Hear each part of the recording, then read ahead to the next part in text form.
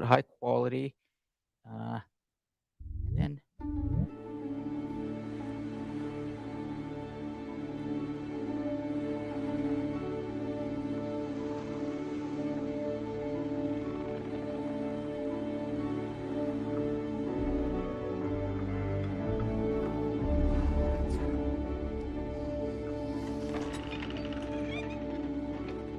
You're plotting a new course again, aren't you? The currents before us are ever changing. We must adapt, press forward, if we are to see our journey's end. And how will we know when we get there?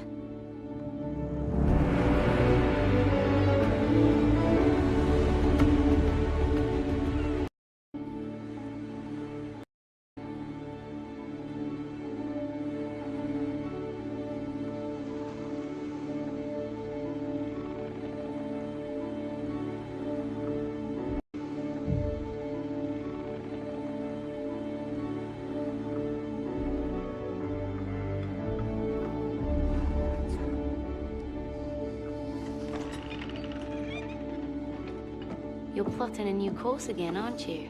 The currents before us are ever changing. We must adapt, press forward, if we are to see our journey's end. And how will we know when we get there?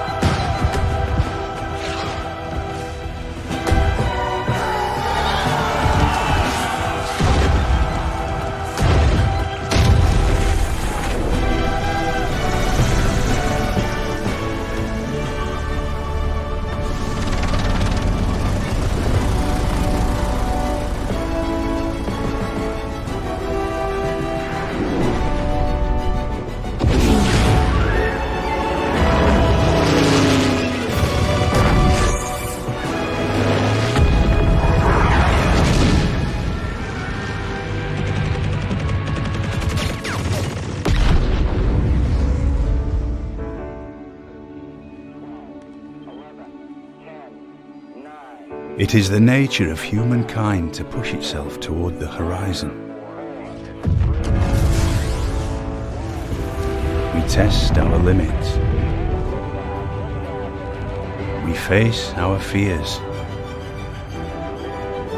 We rise to the challenge and become something greater than ourselves. A civilization. all right, you can all see the global classroom, and it's dark, but I'm going to turn the lights on, and we can, yeah. Now, let's see what's happening over here. I'm doing a few things at once, but that's good. And I want to just populate the video wall with some other content. So we want to bring Jess up here, which would be over there. Okay. So we got Jess over there, and we're going to do space station over here. Okay. And that would mean there. And then we want to keep it going. So we do this, we close that, we full screen that, and we click on that. Boom. And we've got that audio killed. So now, finally, we don't need to see all of this stuff here, the Toria stuff. I can run that sort of elsewhere. And I'm going to bring up the dashboard today, the Great Acceleration Dashboard, because we're going to be talking all about sustainability. And we've got a lot to talk about. So, yeah, I'm flying by the seat of my pants here, but it's working. And I think now we can, oh, we lost, oh yeah, you're back, Jess. Yeah, just make sure you don't move that too much. The cable may go. And let's go say hello to Jess, see if this is working here. So we go over to camera, we got to click on, oh, oh, somebody's in a different, I see now the previous professor was in a different, that's why. Okay, so forget it. I'm not going to do anything. Oh man, there are so many variables, and but I'm just going to leave it. And I want to just make sure that everybody online is good. And it sounds to me like you are. Could somebody come in on their camera and their microphone for the moment, just so I can double check? How about Sherry or Annie, just so we can We can engage hear a little you. bit, and then we're gonna start. You got disconnect. Don't worry, Andrew. Can Let's hear you and see can what's see happening. you. Okay, I'm not going to worry about that. Joseph's here. Jess is here. Good. There's Sherry. Okay. Yeah, we So can hear you and we can Sherry, see you. good stuff. And I just want to double check that I've got follow me here, which means that everybody can. Yeah, good. So I'm connected and I did the 30 frames per second. That's good. So I can kick out that. Yeah, good. All right. Great. So Sherry, is everything looking good? You can see me here. You can see, you heard the video. Everything's cool? We're all good? Yes, everything is good to me. Yeah, everything is Oh, perfect. the audio. Yeah, Sherry, everything can is you? good. Oh, okay. Let me just, it's the speaker here, and we're running into that same problem again, but I'm not going to worry about it. Sherry, But can you just put in the live chat? Can you hear me? yes, I can Say hear. Can yes you or hear no, me? because I think I've got to work around and then we can move. Can you hear? Yeah, okay. So I understand. All right, so here's what we're going to do, everybody. Because of some things, I've got to work around. This is listen, if we were snowboarding or skiing, this is when you come and you hit this little mound that you weren't expecting and you cannot avoid it. And so you hit it, and then suddenly as you're in the air, you see the tree over there, and you went, but I wasn't planning to kind of go into a tree, and you're flying, and then you got to figure out how to avoid that tree, land on your front, and keep going. And it's never happened before, Jess. It's like you got to think on your feet. So we're good. We're good. We're connected, and I have some good news for you about other things. Here's the only problem. We can't hear you, and we won't be able to because I can't troubleshoot that. So all of what you are saying remotely will have to go in the live chat, but you will all be able to hear Joseph and me, Jess and me. They're the only two who are in person today. Andrew's back at home. Jess is here. I promise you, I just don't have the camera control for some reason to show you, but she's over there. She's ready to come, Jess, and say hello. That's the camera over there. You can, yeah, there's Jess. Let it go. And so we're okay. Now, here's the bit of news I need to tell all of you. And I'm going to make everything disappear here so we won't see. Sherry, you don't have to share your camera now because I'm going to make your thumbnail disappear for the recording. And I'm going to also make the live chat disappear because everybody in the recording will see this full screen. Well, I'll keep the live chat so we can see you. Great. Okay. So today, the whole topic is about sustainability. And the idea that we're going to explore is the idea of tremendous progress that humanity has achieved in building this thing called the planet-wide technological civilization. But there's a cost to it. And I want to explore what that cost is according to some of the latest science. So we're going to do that together. And I also want to make sure that we have some time to talk about the first assignment. And you may have some questions about that. And there was also the fact that last week we got kicked out of Toria because of a problem, which I've since rectified with Toria. So in fact, here's the opportunity that I was able to find in the crisis last week. Because there was a problem with Toria last week, I was able to work a little bit more intensively over the last days with their program team, Sergey and also Pedro. And they helped me to understand how we can now be live streaming on YouTube from the Global Classroom with my premium account. I was unaware of that, but I also wanted to explore that in the future. Now I've learned I have that capability, I can do it. So, in fact, as we go forwards in the next weeks, everything that is being recorded in this class now is not on Vimeo. I'm moving it over to YouTube. And we can actually live stream these classes in high quality, 1080p, recorded as well, just as I did this morning with the global class on YouTube. So today it's private. I'm live streaming to test in order to record. But I would like to ask for permission, and if you don't want to grant that permission, that's fine, starting next week.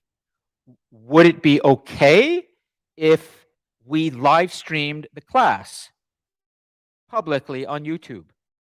Are you okay with that? And if you're not, that's fine.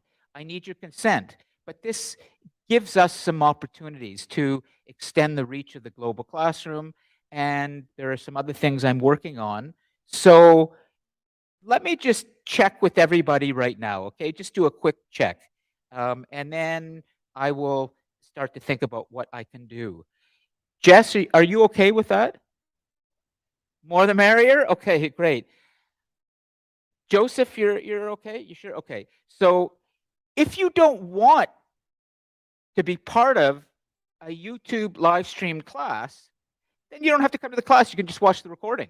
And we did that this morning, and the recording looked really good in the back end of YouTube. So there are some benefits to what Toria and YouTube can now do together in ensuring a really high quality experience. The audio problem we're having now today is not a Toria problem. It's a Durham College issue that I'm going to fix. So let me just see. I want to go through everybody who's online right now, just to double check. Sherry, Tirani, Tulu, and Andrew. Could all of you just give me an answer in the live chat, yes or no? If you do you have any problem with live streaming the class on YouTube?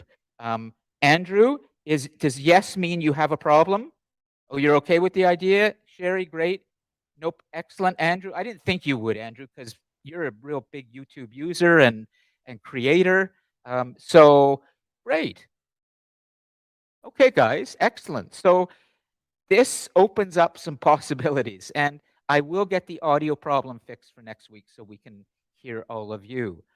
For the students watching the recordings, could you please let me know via email what your answer is to this question? You know, yes, I'm okay with it. No, I'm not okay. Just so I know, and consent is very important in these things. Good. Okay. Well, let's take a look and see where we are right now. And I've got all of that up there. We don't need to see that. So I'm going to bring the Great Acceleration dashboard in so Joseph and Jess can see, because this is really important about today's class. And I'm going to leave the Toria guys down there. And let me just, whoops, no, I'll just leave it for now, like so, and tee that up. There we go. Okay, so everybody should be able to see this, but what I'm going to do for the remote students is I'm going to push this out so you see it full screen, the way Jess and Joseph will, okay? And all I have to do is go to screen share, watch this. I go up to window, Great Acceleration, and I'm sharing it now. So everybody should see online, you should see the Great Acceleration dashboard. Terani, is that what you see right now? Just want to double check and then I can start. Excellent. So I'm going to come back Yeah. to this. Yeah. I'm going to go full screen here. And then Jess and Joseph. Oh, beautiful. Beautiful. It's working. Okay. So here is what we're going to do for today's class. Everybody is looking at a dashboard right now. And it is a dashboard that was created by, about 800 to 900 scientists working with a project called the Millennium Ecosystem Assessment. And I'm going to be doing a little presentation on that in a moment. And essentially, it is probably the most comprehensive and scientifically researched overview of the impact that human civilization is having on the world's natural resources. And there's a term called the Great Acceleration. And for those who have taken short history of the world, you might be familiar with this term. I don't know if I've really talked about it that much in my lectures because I've been thinking about it, but I might have mentioned it, just not in detail. The Great Acceleration refers to something that happened after the Second World War. That was a time, 1945, when the world had just come out of the worst human conflict in the history of human civilization. It's not the greatest calamity that has befallen humanity. That was actually the Great Plague of the 1300s that killed, about 2/3 of Europe's population in about 4 years. They had no vaccines then. That was the worst human catastrophe in history.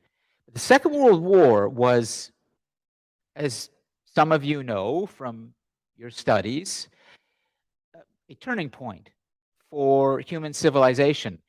It ended with the knowledge of what we could do in terms of liquidating or exterminating entire societies of people. That was called genocide. That's what the Nazis did to Jews and others.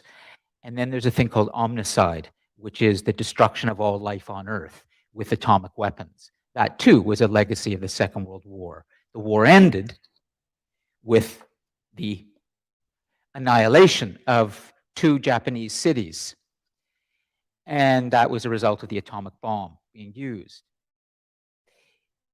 We learned after that war the destructive capacity of humans. And there was a period after the Second World War, particularly in the first 15 to 20 years, of tremendous optimism that we were coming out of a terrible crisis. We had defeated fascism. The price was great, but Hitler had been defeated.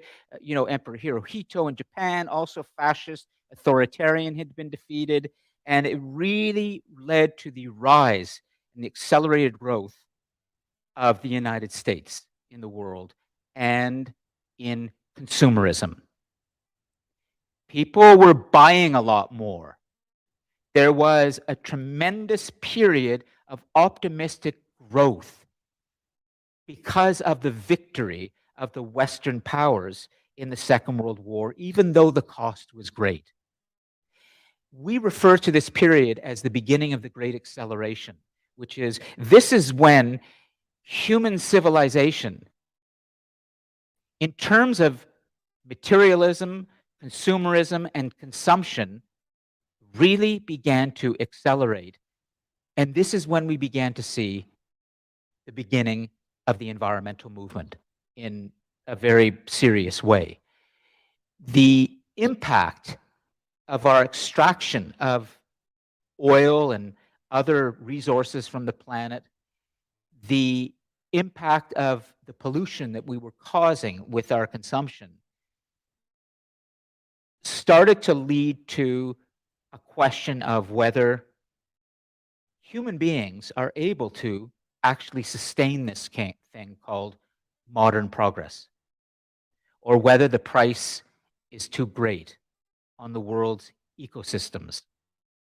So if you look at this dashboard, for example, it's going to give you a window on a little bit of what I'm going to explore with you today, which is that we have to take a very good and comprehensive look at this issue of what I call sustaining it. And the it is civilization. The it is planet-wide technological connected civilization in which we are living better, people have more stuff, but can the Earth's natural systems sustain this? Let me just show you something in this dashboard, and I'll walk you through this so you can understand a little bit more. You will see in each of the windows, the entire overview here is broken down into socioeconomic trends and Earth system trends. And on the left-hand side of the column, you're going to see, as you read this, you will see the amounts of things, and on the bottom part, you will see the years and the impact that this is having. So the critical thing that I want to point to you is that red number there. And I hope you can see it. 1950. You will see in all of these windows, the year 1950 is in red. That, of course, is 5 years after the Second World War. And you begin to see a spike in all of the growth of, for example, we see world population beginning to take off.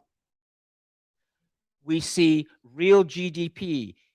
GDP is gross domestic product. That's what we produce, what we make. Every country has its own GDP, broken down into goods and services. So there's the services, things like, what we offer from, you go to a restaurant and there's someone who serves you, or you go and you take a taxi and somebody's serving you and driving you somewhere, or there's a bus driver and he's serving you. That's a service. Somebody's doing something for you, or a doctor is providing a service. We then talk about the goods, all the things that we make, like our clothes, our computers, all that stuff around us. And we break down a country's prosperity, generally, in terms of how much stuff it produces. Well, there's a thing called the global GDP, which is the gross domestic product of all countries put together, humanity's GDP. And that's what this is telling us, that in real GDP from 1950 onwards, we're seeing an acceleration of things being produced. Mr. Appleby, sorry. Glow of the victory of the Second World War, the growth of large corporations, the growth of big manufacturing. All of this was leading to a lot more stuff being produced. If you go through each of these windows, you're going to see that from 1950 onwards, up until the present day, we're seeing an acceleration of growth in energy use, urban population, dams being constructed, transportation being expanded, water usage being used, telecommunications, international tourism, paper production. Isn't that remarkable? We thought that with computers we'd have less paper. In fact, it's the opposite. We have more because people are printing stuff out more. Don't assume that we're living in a time of a paperless world. In fact, we're living in a time when we're cutting down more trees to use more paper because we like copies of things. We like to have a hard copy somewhere. It doesn't automatically mean that because we have digital expansion, we have less paper. It's actually meaning we're getting more paper. People like to save things and they like to store them. Fertilizer consumption. Then you look at the Earth system trends, and you can also see in 1950 how things are jumping up. More carbon dioxide in the atmosphere from, of course, the carbon dioxide that's being produced from our cars, our machines that are using fossil fuels to provide the power, and the burning of that oil and that gas, we have learned, particularly in the last 50 years, produces pollution. It's called excess carbon. It sits in the atmosphere.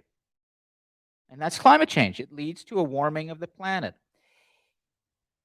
I want to introduce you to this idea today of the fact that humanity as a whole, in terms of our civilization, is having a real impact, and there's data to support this. But I also want to talk about the opportunities in this for humanity, and the fact that in every crisis, as is often said, if you're smart enough, there's an opportunity for some sort of change to take place that's going to make things better. The question is, do we have the imagination? Do we have the perseverance and the courage to seize those opportunities, to see what those opportunities are? So I'm just going to stop for a second and make sure that everybody's clear on what you're looking at in terms of the Great Acceleration Dashboard. And then I want to drill down some more with you on a very important study that produced this dashboard, and it's called the Millennium Ecosystem Assessment, that was done at the end of the 20th century, and it's considered the most thorough examination of the impact of human civilization on planet Earth over the last 1,000 years, preceding the 21st century. So it will give us a really good picture of what are humans doing to planet Earth. This is the idea that we're looking at. But just think for a moment of what you may want to say at this point, or just some thoughts, and I'm just going to do something here, and then we're going to move on. But I just want to make sure that I'm not making any mistakes with the text. So I'm just going to exit that, come back here. Good. And I will stop sharing the screen. So good. Everybody can see me here. Okay. Now, Sherry, do you now see me in the global classroom? You want to just put that in the live chat? Are you good? Great. Okay. So that's working. All right. So let's stop for a second and try to just figure out how to approach this. This can be depressing. I want you to think about a different perspective on this. It's my view that if I can present the truth to you with the best possible knowledge that we have, even if it seems depressing, it's actually in a way kind of liberating, because now you're beginning to get a handle on the problem, and then you can begin to solve it. So I believe that the clearer we are about stating our problems, and the more clear you are about what the problem is, the less depressing it is, because now you start to feel that, oh, I'm beginning to understand this. I trust this information. I'm ready now to deal with this. So I am a real believer in not sugarcoating anything for you, in not trying to hurt your feelings, cause you more stress. You're going to have to deal with that. Stress is part of a complex, entangled, difficult, volatile world. And we all have to get stronger and more resilient. That's just a fact. So I'm not going to try and avoid causing you stress, but I'll help you deal with it. Seeing all of this information may be overwhelming for you, but maybe not. So let's stop for a second and make sure, before I go into a little PowerPoint and show you some things, some data, some really interesting data from the Millennium Ecosystem Assessment about what really we are doing to the world's ecosystems. Does anybody have any questions or anything they'd like to say at this point?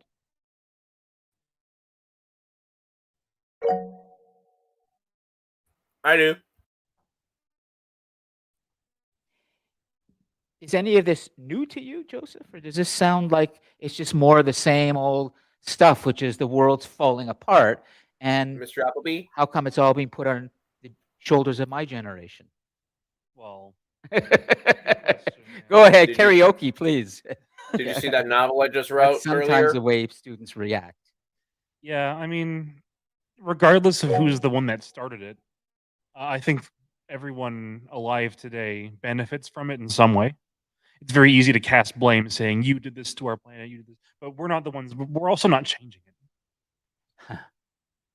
We're inheriting the systems that were handed to us and just also accelerating them. Yes. Yeah. Good. Jess, take a so Jess, come over here and enough this mics is to your go microphone, around, okay? yeah. All right. Good. And turn it on. Just turn it on, okay? To kind of go off of that, I Yep. think that it does suck, but I think everybody has to think that that's kind of the cost of the life that we all live.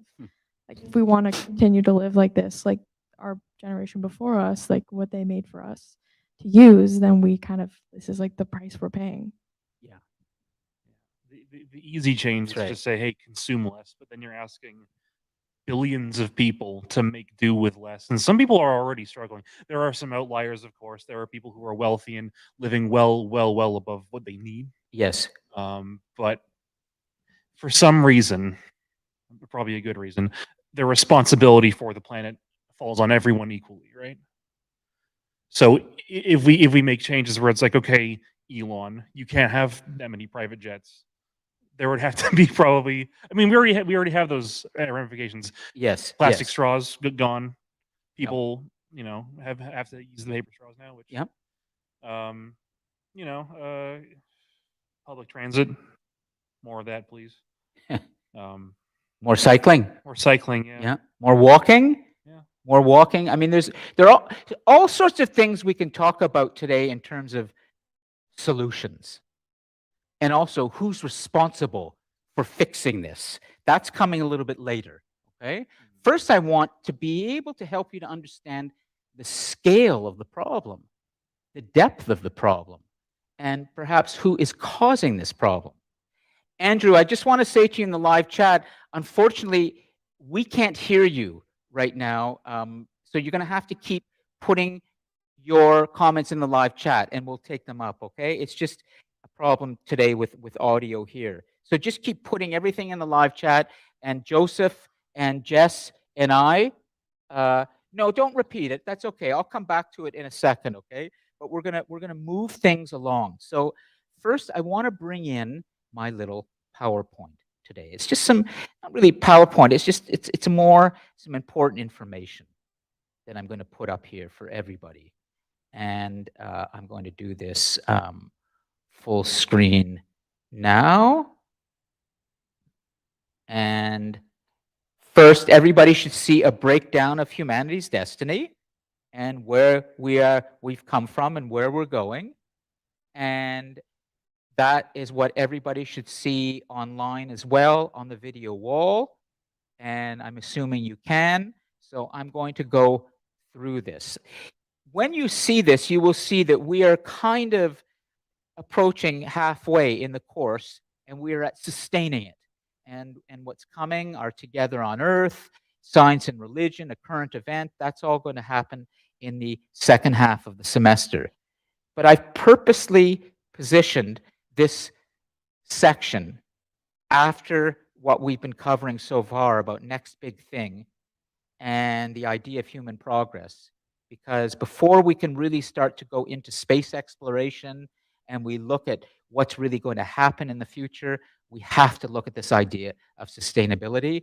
It is new in the human story. It's largely a result of the 20th century, and particularly the Great Acceleration. We were not talking about sustainability 100 years ago, not like this. And so this is a problem that is new and is going to continue. But here's where I want to begin this little talk. At the end of the 20th century, we ended the second millennium, the 1000s. And of course, as you know, 1,000 years is a millennium. And when we entered into the 2000s, we entered into the third millennium. So there was a study that was done by scientists from around the world, came together, about 1,000 of them from many different countries. And they shared their data. And what they tried to do is they tried to explain to us, as we go into this new millennium, this third millennium, the next 1,000 years, in terms of the large picture of what's happening, what's been happening in the last 1,000 years as a result of human civilization? And therefore, what can we say that we can learn from this in order to look ahead 1,000 years and try to understand how to make better decisions about the way that we are building this planet-wide, connected, modern civilization? So that was the idea behind the Millennium Ecosystem Assessment, was to take a look at the impact of human civilization on our ecosystems, on all the different kinds of habitats around the world. And the first thing that they showed us is something I already pointed out in the Great Acceleration Dashboard, but I really want you to see this clearly, how remarkable this thing is: global gross domestic product. Let me just make sure that the online students are seeing this. Otherwise, I can share this as full screen. I will, hold on, I will explain this. Sorry for this, but I just have to double check. Okay, I don't see any comments saying you can't see it. So I will just explain it better so that everybody can see it. But otherwise, I'm going to keep this going this way. And perhaps what I'll do is I'll put it over here as well to help with the other. There we go. And I'll leave Jess's notes there. Okay. This is a remarkable picture of something. Let me try and break it down for you. World gross domestic product. And in the left-hand column is the value of this, in dollars, how much stuff humanity is producing. And on the horizontal side, we're seeing the years. 500 years, or 500 AD, 700 AD, and we're using AD, Anno Domini, the standard calendar, Christian calendar for now. We see 500 AD, we see 900 AD, 1100 AD, 1300, and we're coming up to 2100. If you look at the blue line, you see that for essentially from 500 AD all the way up until 1900, the beginning of the 20th century, human civilization was producing essentially the same amount of stuff. And it was valued at about 1 trillion. But then the 20th century began, and we start to see a spike. By 1967, the amount of stuff we were producing, largely as a result of the Great Acceleration, jumped to 67 trillion. And then we see, in 2003, estimated by the scientists who put this together in the late 1990s, that our gross domestic product, the stuff that humanity is producing, would reach this number, 52 trillion. There probably is no better picture of what human civilization has meant in terms of our ability to create things and produce things, whether it's machines, microphones, coffee cups, snowboards, Coca-Cola, hats, whatever stuff you need, that's produced. And it is also produced from something, some kind of resource, unless it's completely synthetic. My pants have denim that comes from a natural resource. There's dye in these pants There are buttons on these pants that come from natural resources. So all of these things that are produced extract resources from the planet. So our problem is consumption. We want stuff. So let's take a look at the impact that this has been having. First, if we look at this breakdown that we have been given of habitat loss to 1990, we can start to see in the white part that Mediterranean forests, which produce a lot of important trees that we use for our products, the grasslands and woodlands, the coniferous forests, all of these different natural elements are being taken by humans and not replaced. This is very important to remember, that we're seeing a dwindling, slowly but surely, of resources. But here's the problem. It is inherent in human civilization, as students in short history of the world have seen, that from the time that we picked up that first rock and began to shape that rock into a tool, we humans have been manipulating nature and using nature for our own purposes. And there probably is no greater example of this than that incredible thing called the electron. In the 20th century, literally the beginning of the 20th century, the Nobel Prize in 1901 or 1902 went to the scientists who saw the tail of the electron for the first time. An electron is a subatomic particle, like protons and neutrons. It moves so fast that we humans have never actually seen it. We've only seen the tail of it.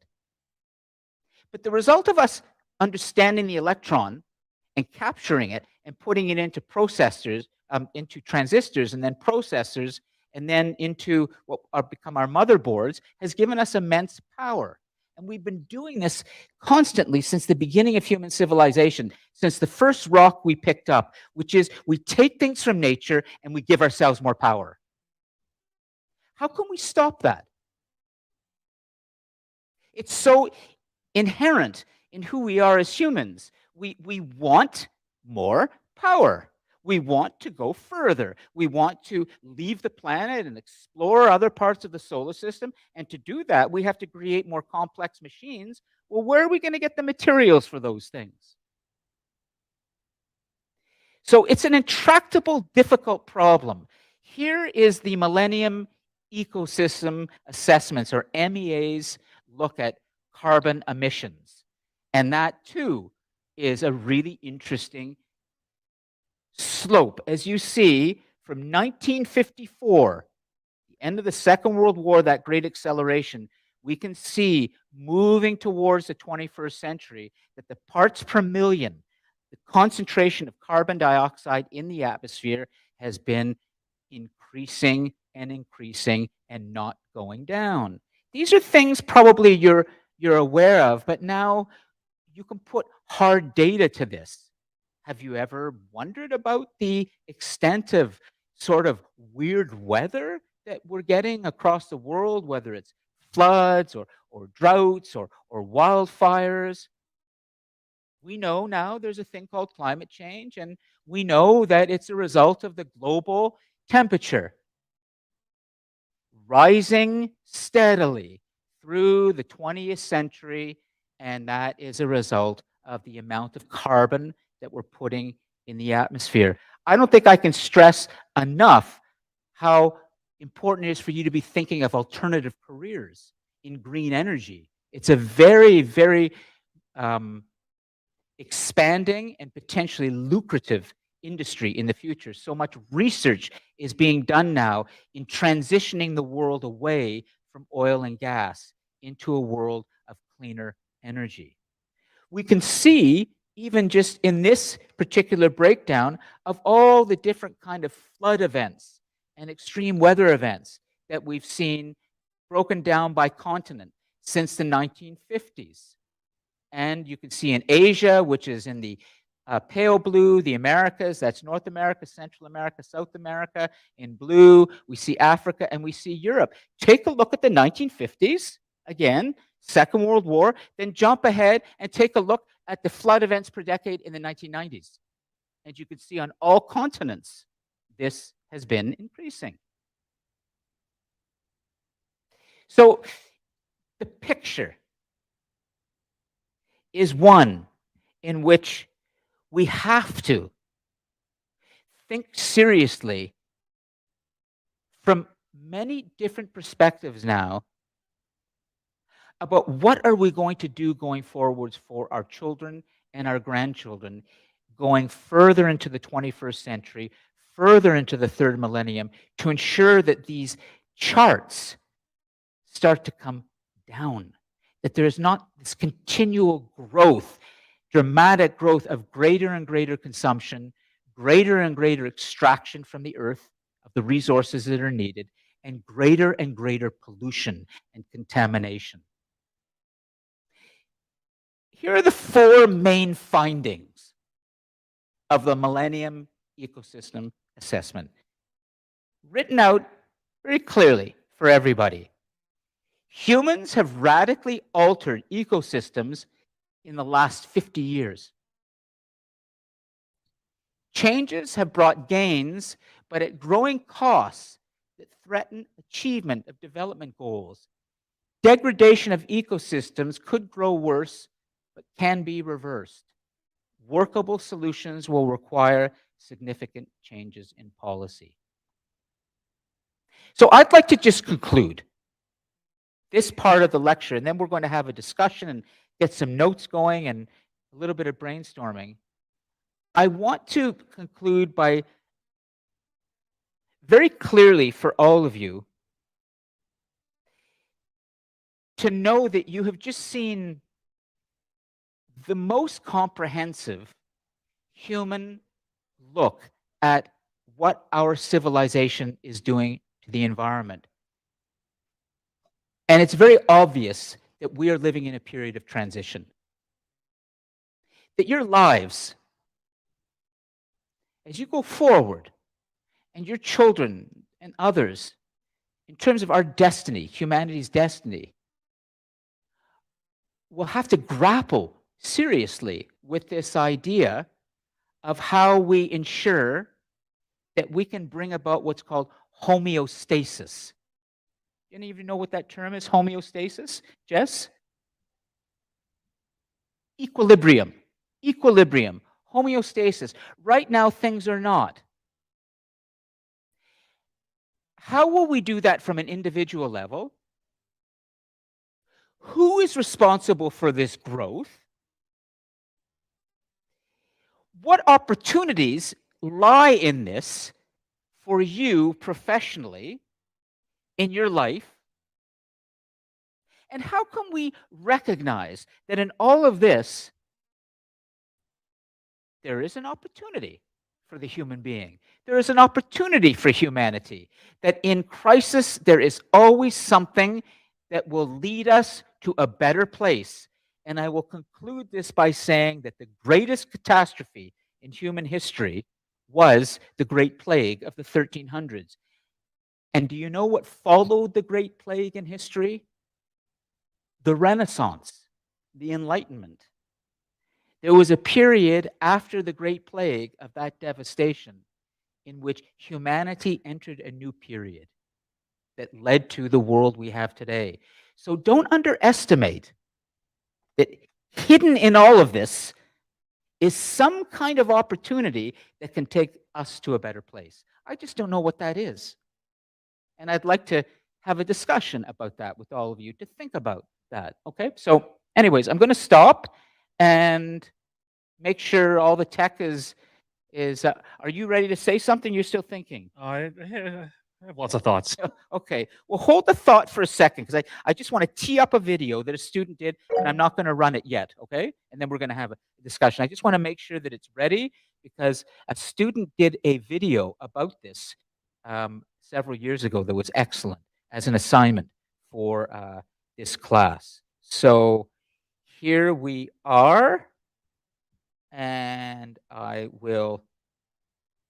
Good. So everybody's, yep, I don't see any notes about tech issues. Everybody's hearing.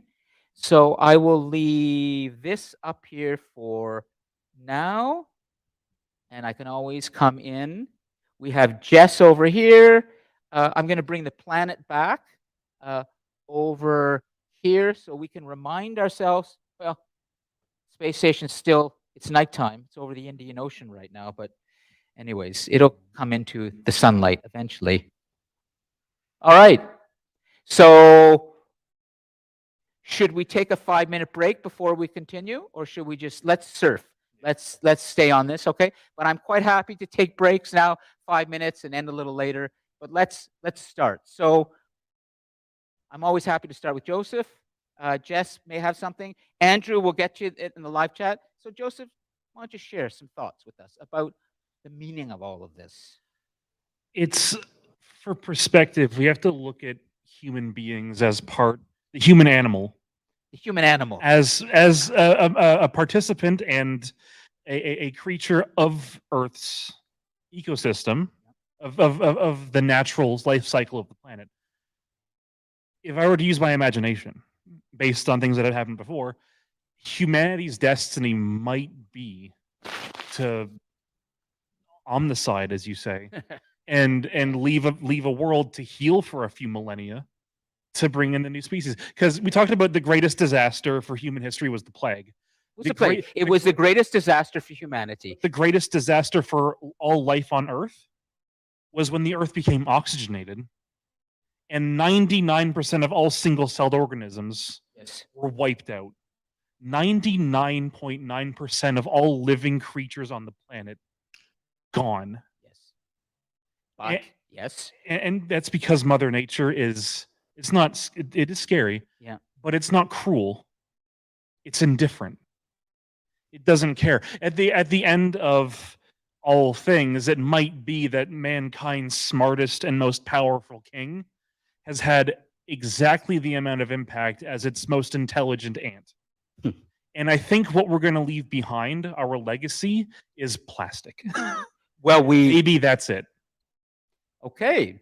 This is very good what you're saying, because you're stating something that is stark. Pessimistic. It's pessimistic. I'll admit that. But I think, unlike other animals that we have record of, we are more aware of it than anyone else. And we have maybe the illusion, maybe it's true, we have the power to potentially change things. Exactly. I think it would be disingenuous to say that we're nothing and that we're, destined to die because we're aware, we're self-aware. We're not like the dinosaurs. We're not like those single-celled organisms. No. We are, frankly, we're miracles. I was thinking about artificial intelligence and how much work. Take short history of the world, and he's already saying this. Because I'm reading about AI and how thousands of people spending hundreds of thousands of dollars. It's like the million monkeys on a million typewriters. Yeah, it's infinite like monkeys. We can't genuinely replicate a human mind yet. But even a baby who has just been born, who has done nothing, the cellular makeup and the things in their brain, it is a miracle. As a matter of fact, potential is there. The potential, and you've stated it very well, because there are some important world historians and thinkers about humanity's destiny who have used the word miracle to describe the fact that we have come this far in such a short period of time, and that the way that the human brain has evolved is so fascinating and has so much potential that we can only look in awe. If we can work together, we can only look in awe at what we can solve together. Yes. And we do know for a fact, Joseph, as students who've taken short history of the world, when I teach this, is that in the ice age that preceded the beginning of human civilization about 10,000 years ago, when human societies began, there was an ice age that was covering much of what we call civilized society now. They covered the Americas, went even down through Europe, and it was prohibiting a lot of growth, but there were humans that were living among these ice sheets, small groups of humans. They would become the kind of early um, architects of humans, very early architects of human civilization. We almost became extinct, but we learned a lot during the Ice Age on how to survive those extreme environments. And it's our intelligence and our perseverance and our ability to work together and communicate that have given us the ability to overcome enormous natural obstacles. And so that's the part that should give us all a lot of hope and optimism, provided that we're ready to solve this problem of what's happening now.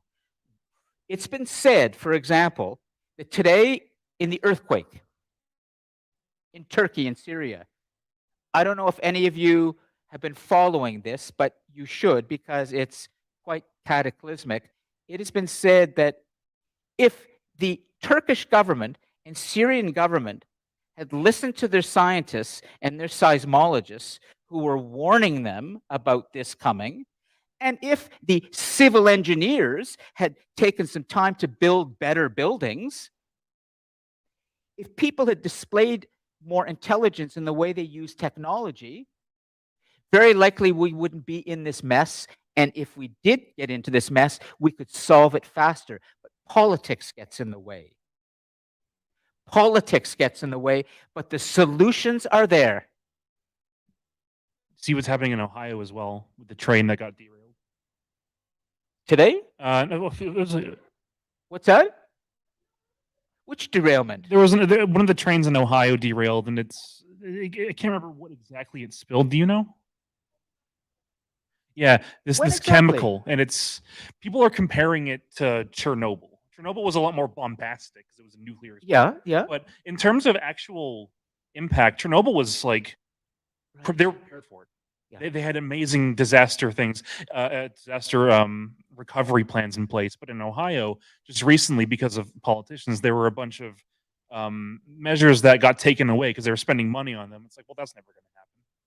Why would he spend money on that? Also, the rail workers went on strike or threatened to go on strike, and they were forced to go back to work. And the exact reason why they went on strike is is why this train got derailed. They said, we need better working conditions, or else something like this might happen. Right. They said, no, make do with what you have. Sure. No sick days, no whatsoever, no care. Train derailed less than like 3 months later. The knowledge was there. The knowledge was there. is always there. Yeah. They were told, and they actively said, no, we're actually going to take away countermeasures. Yeah. Because what are the odds a train full of harmful chemicals will derail? And people are recommending in Ohio that you get a medical test now, so that not if, but when you get a disease from the water, Yes. you have proof that it's that fault. Sure. I remember now. So it's coming. We're it's talking coming about back. politics getting in the way of what is right, especially like someone mentioned in chat, oil, and and we have all this research on like oil and stuff. Sure. Clean energy is almost like I'm not going to say it's ready to go. Okay, well, these are great points, and I just want to make sure that we're able to spread Exactly. around, and there's a lot here to unpack, but I want to make sure that we stay focused on first understanding the scale of the problem, which I've tried to outline in a very introductory way. A planetary historical perspective on the idea of the cost of human civilization on planet Earth, and ultimately on our lives. But now we're starting to try and understand who's responsible for this, and then what we can do. Now, Jess, hold your thought for a second. I want to give the live chat a little bit. If we had the audio working, I would be able to easily have the conversation going. But Andrew, you mentioned earlier, okay, here it is. Andrew, just wanted to correct you on something for a sec. Emperor Hirohito wasn't technically the big bad guy who was responsible for all of the horrible things that the Imperial Army did in World War II. That was actually Hideki Hideki Tojo, the prime minister and leader of the Japanese military, he actually had more power, influence, and control over Japan than Hirohito did, especially. Yes, Andrew, you're right. However, because there was an emperor who was considered divine in Japan, this meant that many, many people in Japan were willing to go to their deaths for their divine leader. It's called I would put it, the, the, the, the power of the God King in history. It's the mistakes we humans make when we believe that our leaders are divine. Then we are prepared to do some very terrible things and put ourselves in very difficult situations. So yes, you're right. He wasn't directly responsible, but ultimately it was the fact that the Japanese maintained their belief in a divine figure that led them to do what they did in the war and to become the kind of soldiers that were prepared to sacrifice their lives as they did, because they thought they were doing it for their God King. There's no such thing as a God King. There's only propaganda that makes us believe there's a God King. At any rate, let me go down and see what else. One of my favorite video games, Splatoon, takes place over 12,000 years in the future after a global flood had washed away all of humanity to extinction. And then the world was repopulated by a new race of intelligent humanoid beings that evolved from cephalopods, my favorite, squids and octopus, rather than primates. Jess, do you know this? This one, Splatoon? It shows you I'm dating myself here. Can you tell me a bit more about Splatoon and what happens then? Because I would love to see this. It's a Nintendo game, and the lore is pretty much just set dressing. I think it's just a PvP game. It's just player versus player. There's no main scenario. I think there's like a single player mode too, but it's just a fun little game where instead of shooting each other with guns, the goal is that you have a paint gun, like an ink gun, because you're a squid. Yes. Or octopus, and whoever like marks the territory most with their color wins the match. It's a fun. I've never played it, but it's very. It's interesting that it's a global flood. Yeah. Well, we're smart enough now to be able to prevent the widespread disaster from floods. We're having floods, but we're also learning how to prevent the impact of those floods in the future. So I would question whether a global flood could destroy us in the way that it once did and produce what's called Noah's Ark. Yeah. You know, this is more of a biblical Christian idea of Armageddon, and I think we're past that. Anyways, but those are my thoughts. Okay, good. Oh man. So let's get the board going and give Jess a chance as well to put some things on the board. First, hello? Jess, there was something you wanted to say, and please say it, and then let's start trying to figure out who's responsible for this.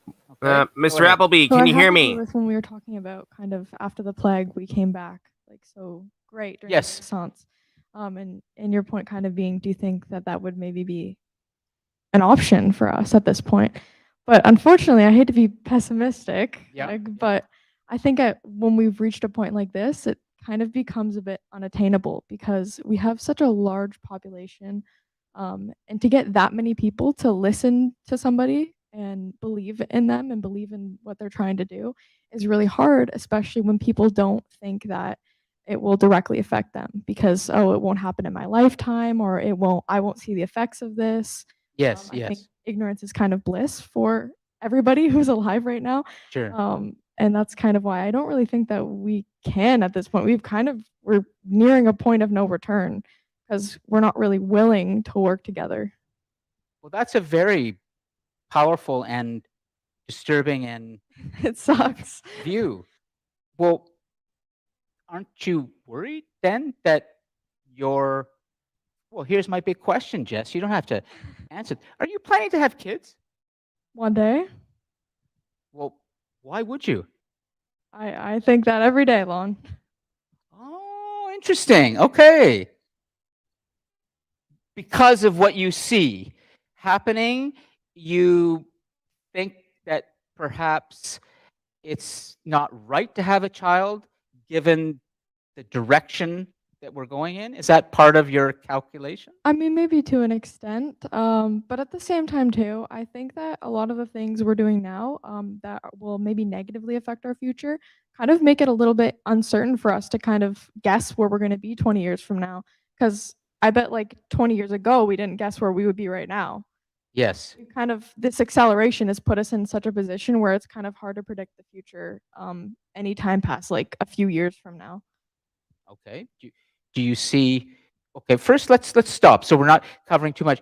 Let's come back to who's responsible for this. What is responsible? And do you want to make a slide? Let's brainstorm and put down a few ideas together. Okay. Could all of you in the live chat? Again, I'm sorry about not being able to engage in audio. Great, Andrew.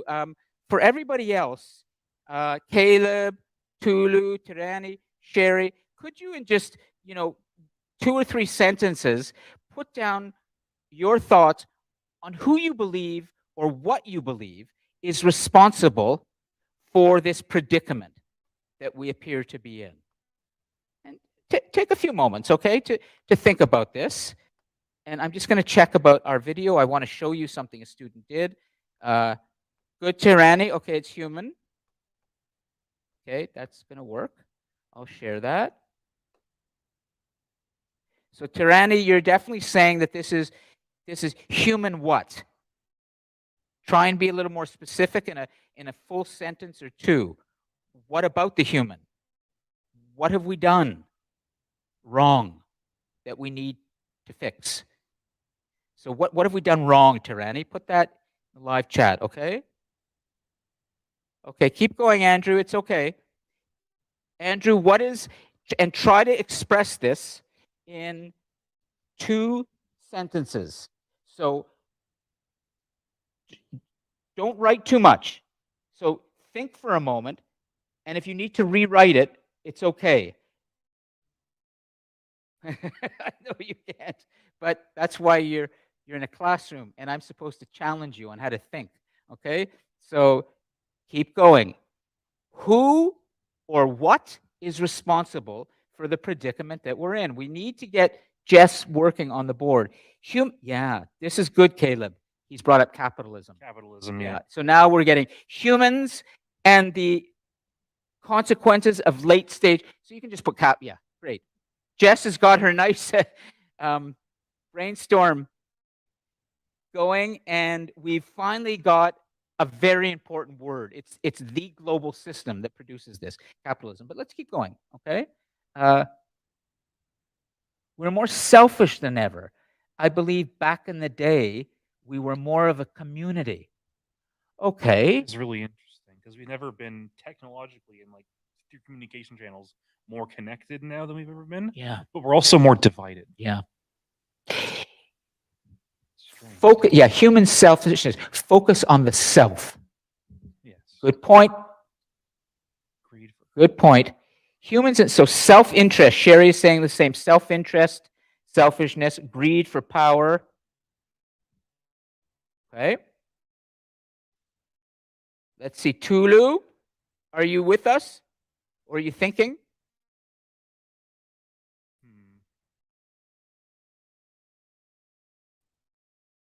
Can I say one? Oh, Joseph, yeah, absolutely. Go ahead. Hubris. Hubris has been the hubris. The Yes. idea that we are divorced from the consequences of our Yeah. own actions because they are so far beyond us. Yeah, hubris. And I've said it before, and I'll say it again because it's my catchphrase. You Yes. pull the string on my back, it's what I say. Just because we can doesn't mean we should. Yeah. That's hubris. Is hubris, in the way that you define it, the sense that we humans are so confident of our abilities that we believe we can do anything and solve anything, and therefore we don't really need to pay a price because we will always get ourselves out of a jam? Somehow, the sense that we are superior, we're greater than anything that's ever walked the face of this planet. So, we can do anything. Probably, but there's also an aspect of there will be. people will say I am fully aware that they may be consequences 200 years after I'm dead. I will never. I will not suffer for my actions. Someone else will. Someone else can foot that bill, not me though. Yeah. Which is why you asked Jess if she ever wanted to have kids. I am a firm answer: no, never. We're going to return to this question of should you bring children into this world as you see it, but I'm going to ask that question of Sherry and Tulu shortly when we get to that, because they're mothers. And I think what they say, Jess, might open your eyes a little bit too, because I think they know exactly what the problems are too, but they've decided, I'm going to have kids anyways. Okay, so I may be wrong, Sherry, in the way I've just assessed this, or Tulu, but we'll get to that in a moment. Before we continue, there's something I do want to say, and then we're going to take a look at the board. Have I played the trailer for the documentary, The Octopus Teacher, for this class? You haven't. Oh, lovely, good. Are you familiar with the documentary that was nominated and it may have won the Academy Award for Best Documentary, called The Octopus Teacher? Nope. Good. Andrew, since you mentioned cephalopods or octopi and squids, there is a very interesting insight that the filmmaker makes in this documentary that he learned from his relationship with octopi that he got to know in South Africa. I won't say anything more, but it's going to help move this discussion in a more positive direction for all of us, so that we can leave the class today with not just an understanding of the scale, a sense of responsibility, but also what we need to do to change.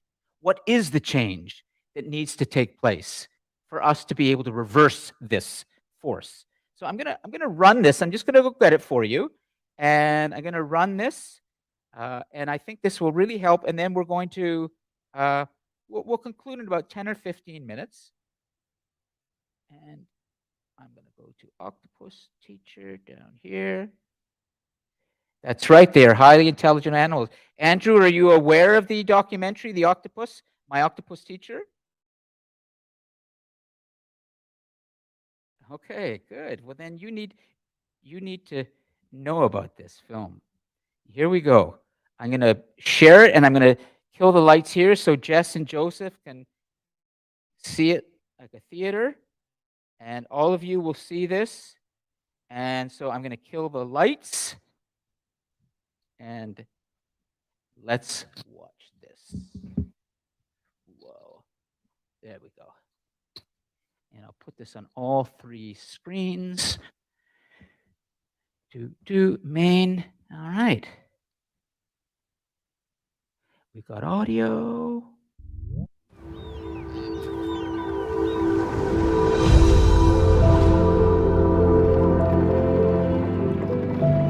I remember the day when it all started, seeing this really strange thing.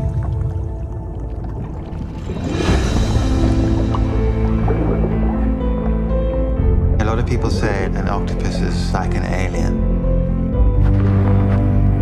But the strange thing is, as you get closer to them, you realize that we're very similar in a lot of ways. It's a hard thing to explain, but sometimes you just get a feeling and you know there's something to this creature that's very unusual. There's something to learn here. I had to have a radical change in my life, and the only way I knew to do it was to be in this ocean with her. And then I had this crazy idea. What happens if I just went every day?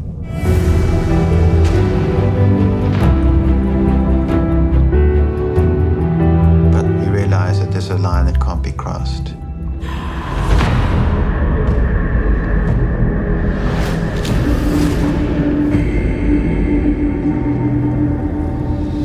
You start thinking about your own vulnerability, worried about your family or child. I hadn't been a person that was overly sentimental towards animals before. I realized I was changing. My relationship with people, with humans, was changing.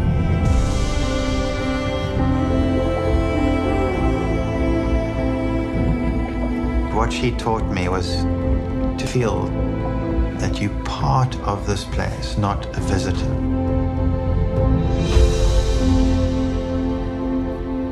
That's a huge difference.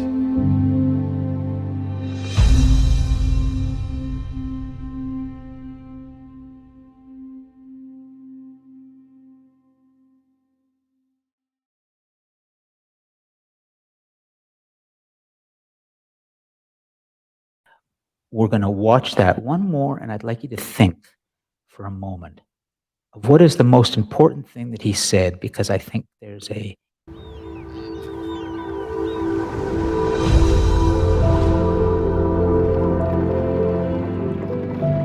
I remember the day when it all started, seeing this really strange thing.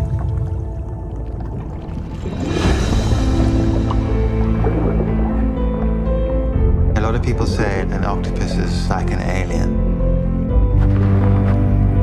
But the strange thing is, as you get closer to them, you realize that you're very similar in a lot of ways.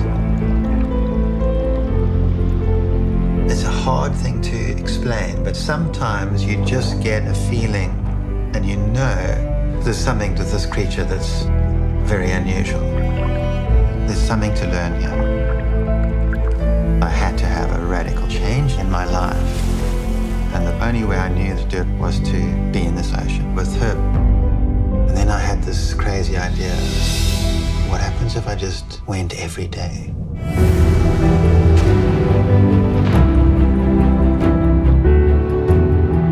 But you realize that there's a line that can't be crossed.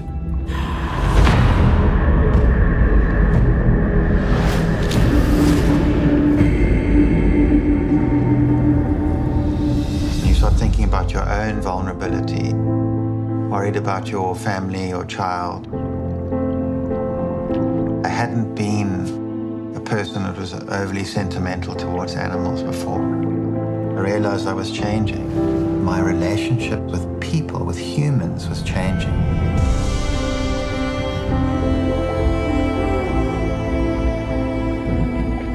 What she taught me was to feel that you're part of this place, not a visitor.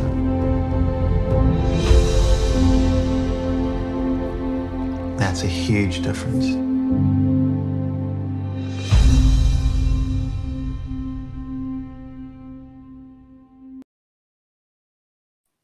okay. Let me stop this, bring you back to the classroom. And I'd like you to, I'm going to turn the light on, okay, Joseph? Here we go. So, Jess had to go. Joseph and I are alone here, and it's the four of you in the live chat. So, let's start with the live chat. What did he say that points to a way forwards that might help us to begin to redirect this trajectory that we're on? Could you think understanding? Nice, Sherry. Okay, we'll unpack that a little bit. Tirani? Understanding. He said something very profound, I thought, near the end that points the way forwards. Caleb?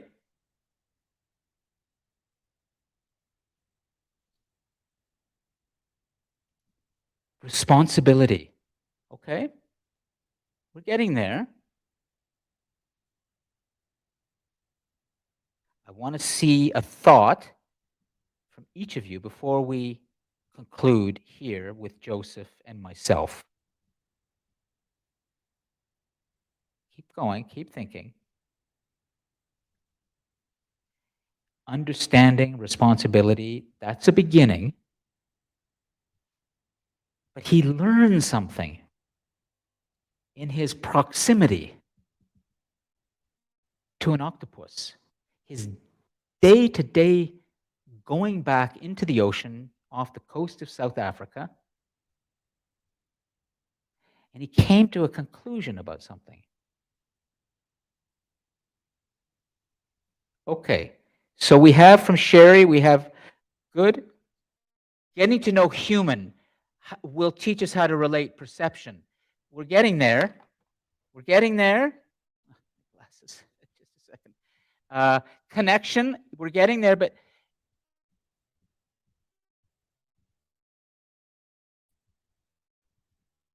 okay, I'm going to let Joseph. I think he's got a handle on this, but maybe not. I'll help him. He said something at the end that I thought was quite an interesting perspective. What do you think? Go ahead, Joseph. Joseph is going to go for this, and I'm going to just, so you can see him. He's in, oh yeah, he's in this corner. So I'll bring it out of the live chat. Yeah, he's there. Go ahead.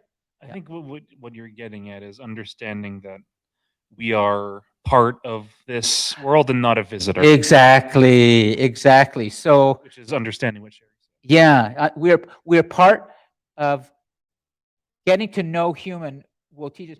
Well, not quite. So Joseph, try and explain what that means in terms of a shift in our thinking, that we are not a visitor here. We are part of this world. Why that should give us some hope in being able to solve some of our problems.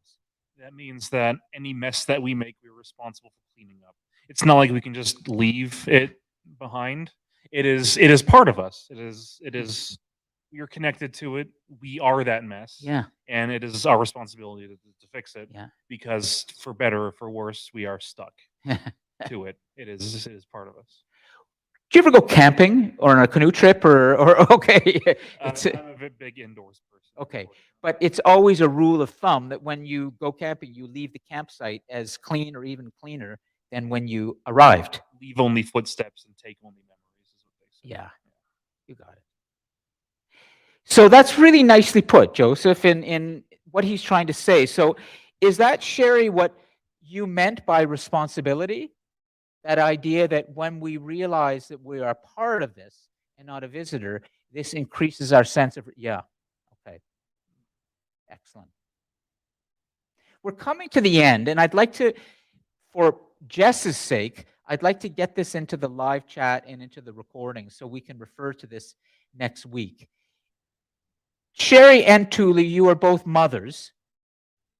Have you dealt with or have ever asked yourselves the question, should I be bringing a child into this world today? Have you ever asked yourself that question or asked it in the past? Yes or no?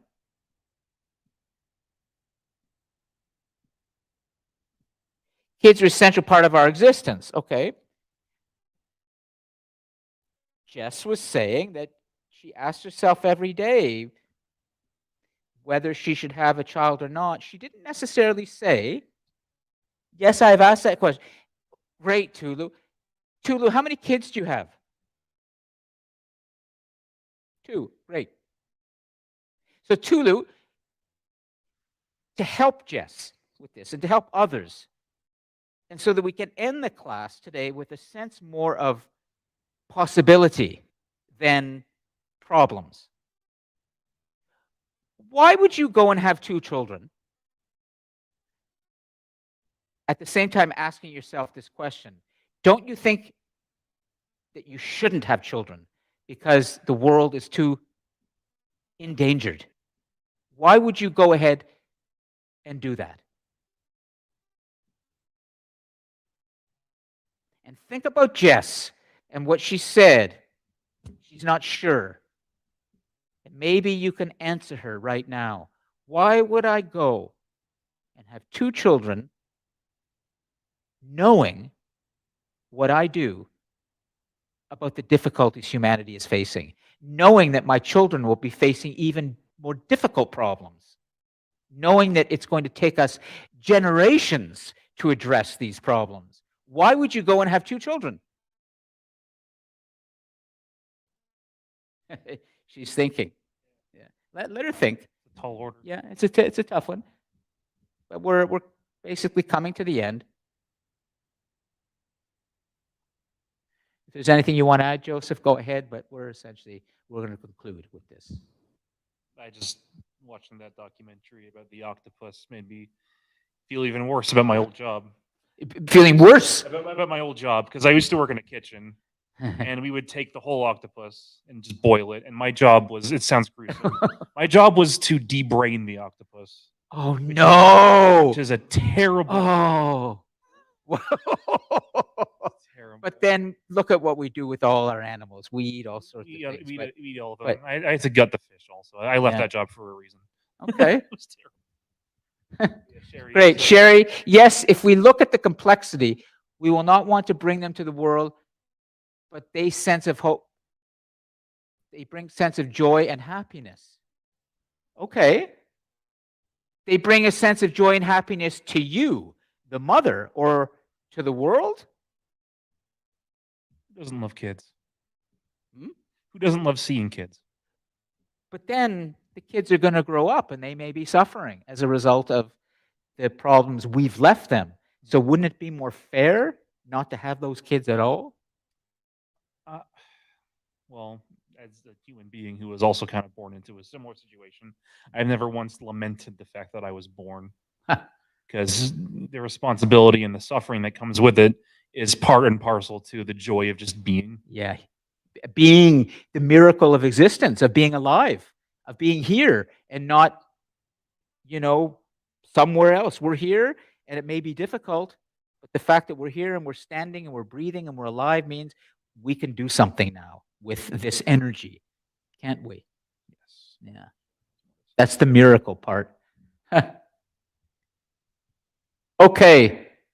Well, I'm going to leave it at that. I think that there's a lot that, I'm not sure that all the tech is working. I want to thank all of you for being patient with some of the tech today. We at least got done what we needed to in terms of introducing this idea of sustaining it and the cost of this, the scale of it, who might be responsible for this. We didn't really explore much, but I would say to you that if you want to really understand where responsibility lies, ultimately, it is in a system we've created that is essentially aggressively exploiting so much of the world's resources for the sake of our own consumption and our own wealth. And of course, that's global capitalism. So we need to look at capitalism, look at our systems differently.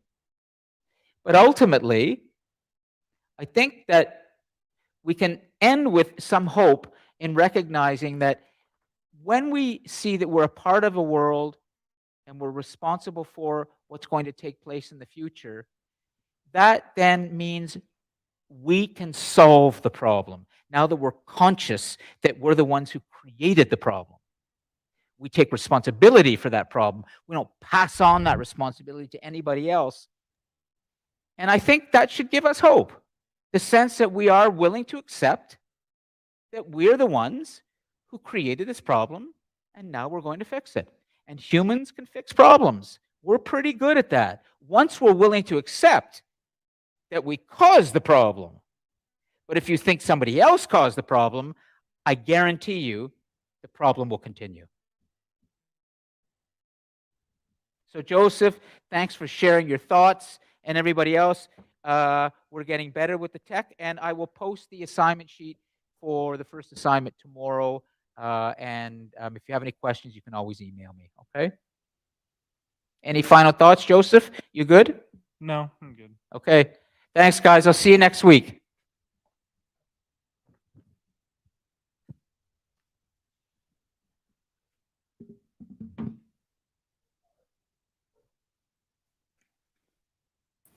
Mr. Appleby?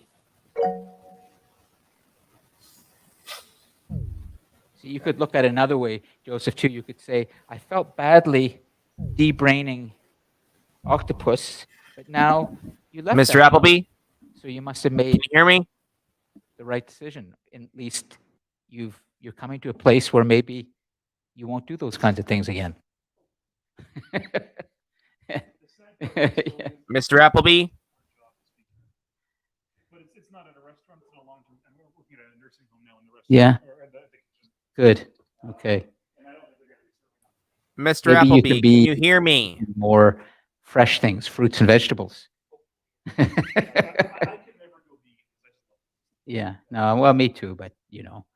And I think people ask me like, would you ever? Because I have a pet cat. It's like, well, you eat animals. Would you ever eat your cat? And I was like, well, me and her have an understanding that if I were to die and no one found my body, she would eat me right away. That's right. You got an understanding. Yeah. Good. Well, anyways, I look forward to seeing what you do with the first assignment. I'm sure it'll be thoughtful and interesting. Okay, great. Have a good week. Okay, Andrew, go ahead. You want to go in the live chat? I'm going to be disconnecting here, but I'll continue this. Okay, I'll wait. Go ahead. Yeah, my mic is still on. You can hear me. I did. Yes. Good. I'm going to save the live chat today, and I can then post it as a resource. I didn't read all of them, but I really like that one about Splatoon because I learned something. Okay, let's see. Still. Okay, I'm going to stop the live stream. Okay, you can tell me more about it. Maybe I'll see you here in person next week, Andrew. What do you think?